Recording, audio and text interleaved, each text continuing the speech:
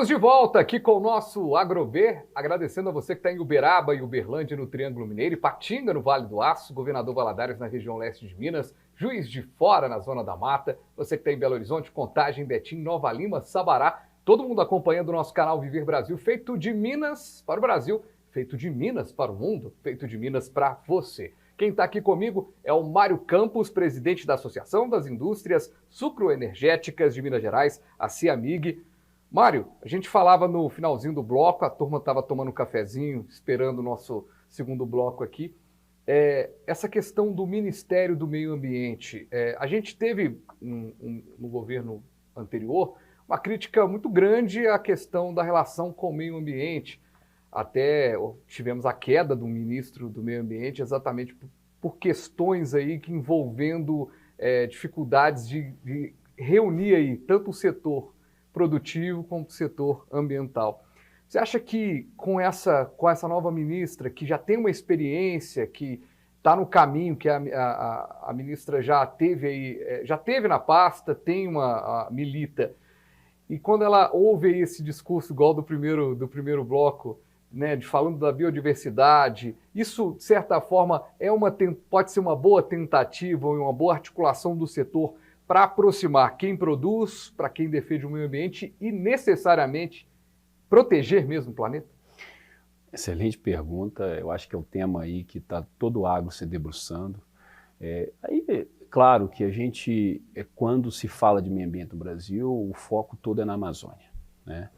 E eu acho que é importante a gente deixar muito claro que a gente tem segmentos do agronegócio que tem essa relação ali na borda da Amazônia, e aí hoje se fala muito de rastreabilidade, de desmatamento zero, de desmatamento ilegal zero, que eu acho que nós temos que procurar. Eu acho que todo o agronegócio, as principais cadeias, elas pregam isso, tá? Desmatamento ilegal zero, veja, não estou falando de desmatamento legal.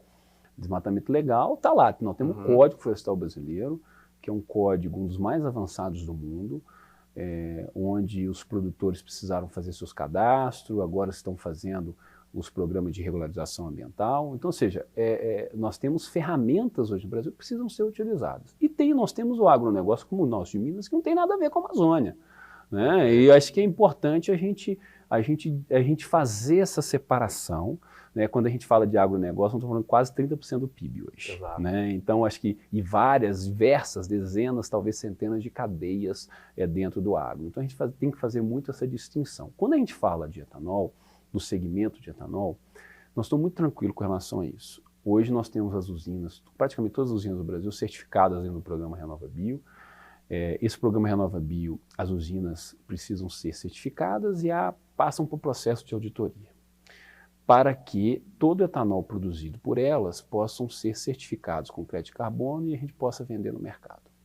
E um ponto importante do nosso programa é que a gente não pode trabalhar em área desmatada. Veja, a área desmatada não pode entrar no processo, tá certo? Okay. Então, ou seja, a gente sabe, a gente tem convicção que nós estamos no caminho certo. Então, quando a gente fala do setor de biocombustível, de tudo que ele é perante o seu concorrente combustível fóssil, a gente também tem um processo dentro da porteira para dentro, muito bem consolidado dentro dessa estrutura, ancorado num programa que não foi desenvolvido agora, foi desenvolvido a partir lá de 2017, que nós tivemos a lei do RenovaBio, e agora a gente está aí com essas emissões dos certificados de descarbonização, que são chamados CBIOS, e a gente tem uma receita adicional que é muito importante para dentro do segmento. Então, nós estamos muito tranquilos com relação a isso. Quando a gente vê um governo que fala do meio ambiente, isso para nós é muito interessante. Agora, quando a gente fala do agro como um todo, é sempre muito importante trazer os dados, a verdade.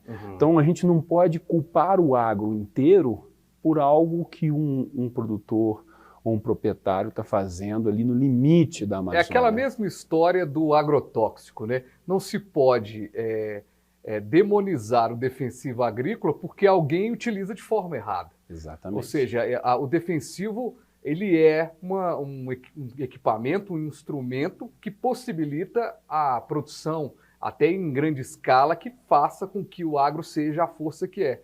Mas ele não pode ser utilizado de maneira errada. E aí as pessoas, na hora de falar do agrotóxico, o agrotóxico, os alimentos com agrotóxicos. Na verdade, você está falando de uma parte que trabalha mal, que trabalha errado, mas tem 90% que trabalha bem. Você pega hoje, qual que é o nosso objetivo, né? Sempre produzir mais na mesma área. Uhum. Se a gente conseguir isso, aumentar a produtividade, não há necessidade de abrir novas áreas, né? Uhum. Então, acho que esse é o grande ponto. E, obviamente, dentro dessa estrutura toda, quando a gente fala de meio ambiente, é muito importante que tenha regularização fundiária.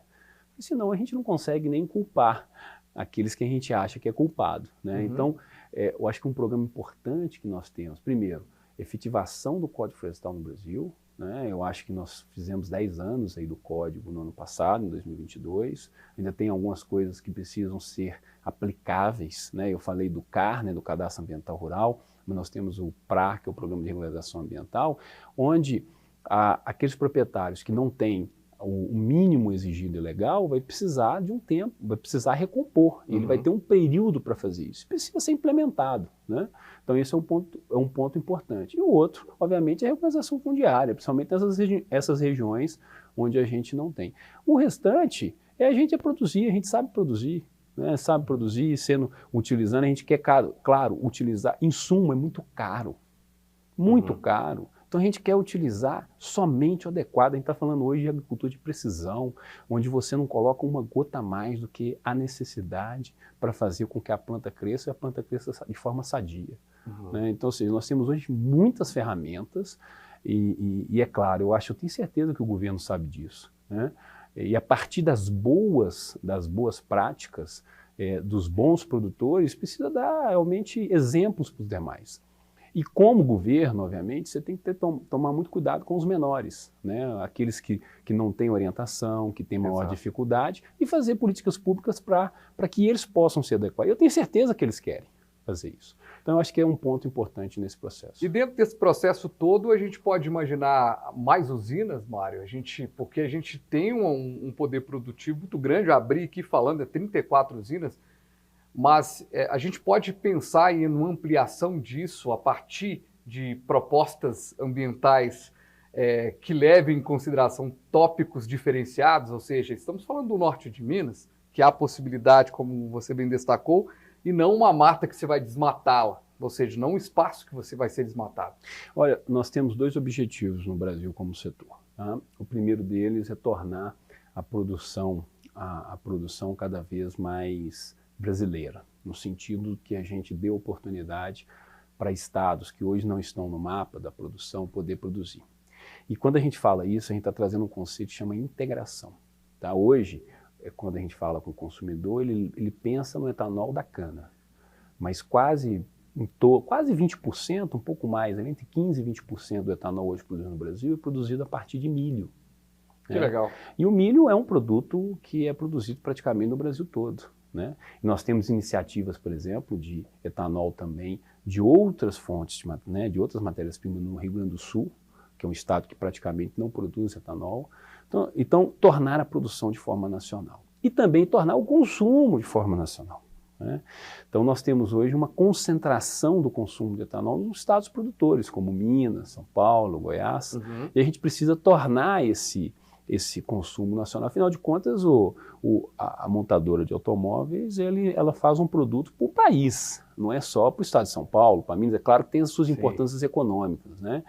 Então, quando um gaúcho comprar um veículo com motorização flex ou um veículo com híbrido flex, obviamente ele poderá usar o etanol. Então, tem esse objetivo. Vamos ter reforma tributária agora como tema da moda do primeiro semestre, né, do Congresso, do governo federal, e a gente espera poder convencer os nossos governantes e que a gente que a gente possa realmente fazer uma definição onde a gente consiga tornar esse consumo nacional. Produzir de forma mais descentralizada e também ter o consumo nacional. Acho que é o grande objetivo do setor.